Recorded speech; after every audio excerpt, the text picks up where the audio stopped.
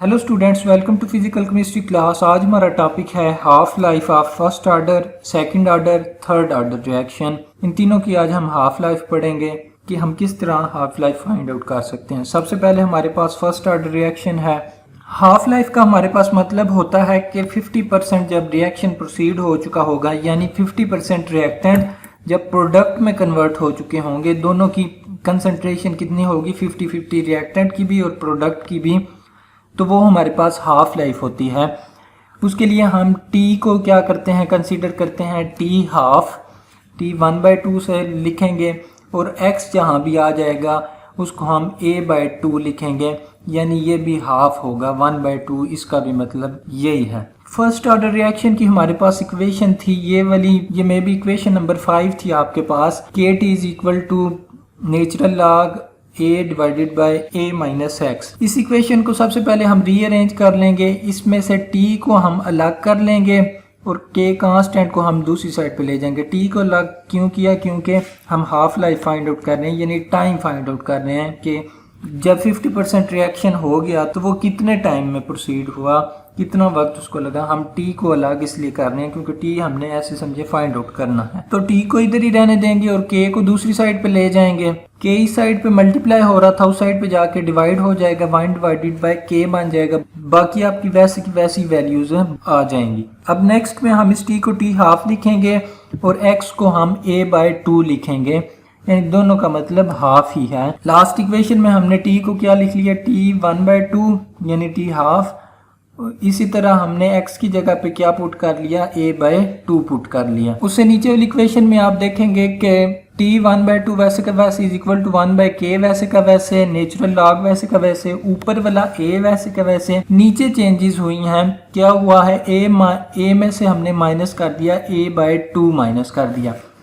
अब ये जो अकेला a लिखा हुआ है ब्रैकेट्स में, इस a का मतलब है कि इसके साथ 1 है, और हमारे नेगेटिव साइन के बाद क्या लिखा हुआ है, a/2। इसका मतलब है कि ये 1/2 है, यानी हाफ, 0.5 आप कह सकते हैं।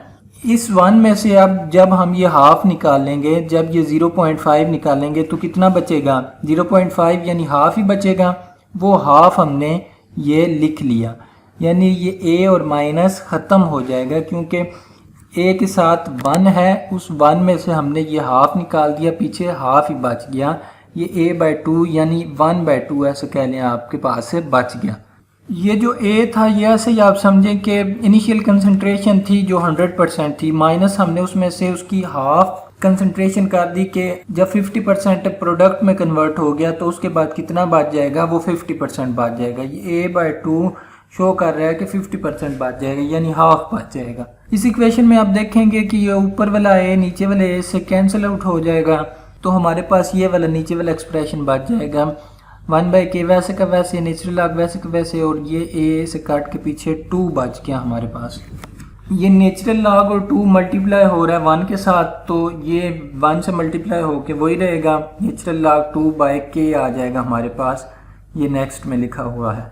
जब आप कैलकुलेटर से करके देखेंगे नेचुरल लॉग 2 का आंसर क्या होता है, तो आपके पास 0.693 आंसर आएगा, डिवाइडेड बाय k आपका वैसे का वैसे आ जाएगा। ये आपकी हाफ लाइफ फाइंड आउट हो गई फर्स्ट ऑर्डर रिएक्शन की।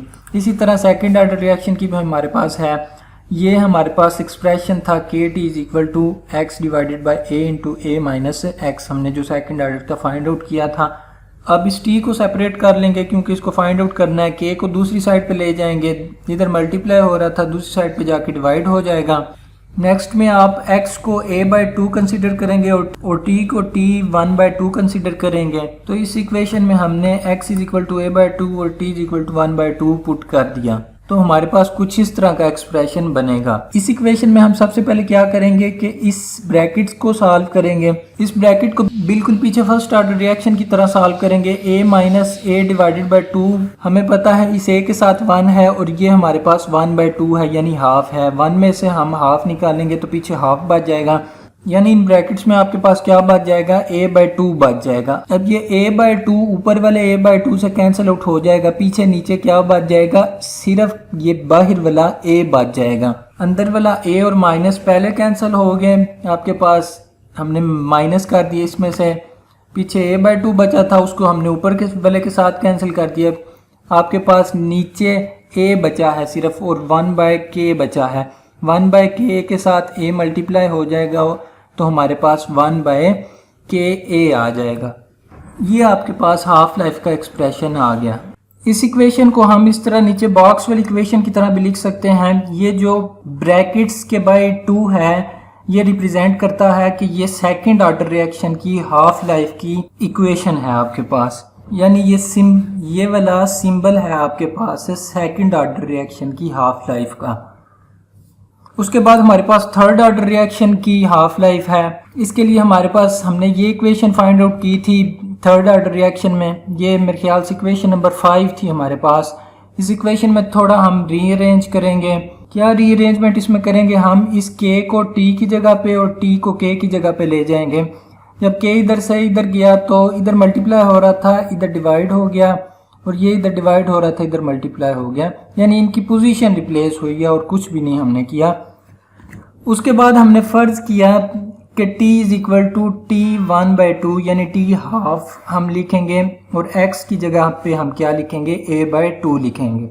हमने इधर t की जगह पे t1/2 लिख लिया और जितनी जगह पे x था उसकी जगह हमने a/2 लिख लिया। इधर भी x था, इधर भी a/2, इधर भी x था, इधर भी a/2 हमने लिख लिया।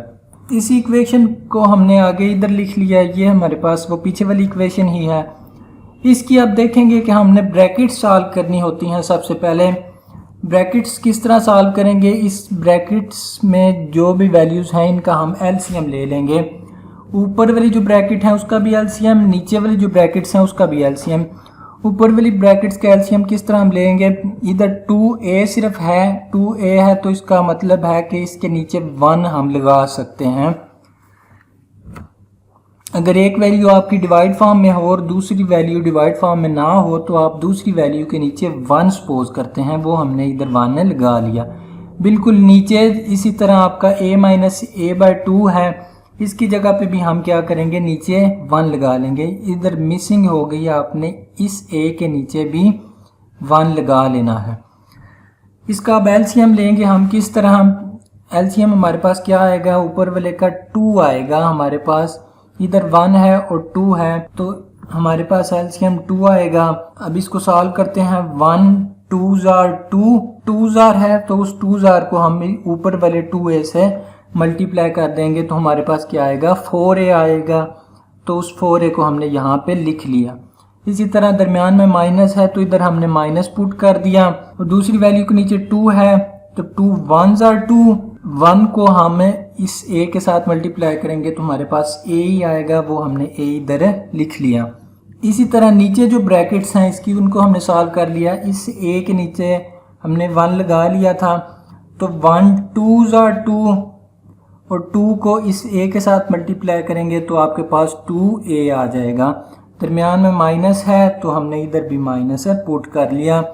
उसके बाद हमारे पास 2 है, इसके नीचे 2 1s are 2 होता है तो उस 1 को हम a के साथ मल्टीप्लाई करेंगे तो हमारे पास a आ जाएगा, वो a हमने इधर पुट कर लिया। अब नेक्स्ट में इसका 4a में से a निकालेंगे तो 3a बच जाएगा, इधर 2a में से a निकालेंगे तो हमारे पास a बच जाएगा। कुछ इस तरह की आपके पास इक्वेशन आ जाएगी। इस इक्वेशन को हम थोड़ा सा खोल के लिख लेते हैं अपनी आसानी के लिए। ऊपर से शुरू करेंगे, ऊपर 1 है, इधर भी 1 लगाया, ऊपर a/2 है, इधर भी a/2 लगाया, आगे 3a/2 है, उस 3 को हमने अलग करके थोड़ा सा लिख लिया और a/2 को अलग करके लिख लिया अपनी आसानी के लिए, या आप उसी तरह भी लिख सकते हैं, कोई इशू नहीं है। नीचे हमारे पास k था, इधर k आ गया, 2a² था, इधर भी 2a² आ गया। उसके बाद इधर a/2 का होल स्क्वायर था, यानी ये a/2 हमारे पास 2 दफ़ा है तो उसको हमने अलग अलग से 2 दफ़ा लिख लिया। अब इसमें से देखेंगे कि क्या कुछ कट रहा है। ये ऊपर वाला a/2 नीचे वाले इस a/2 के साथ कट रहा है, ये ऊपर वाला a/2 इस नीचे वाले a/2 के साथ कट रहा है।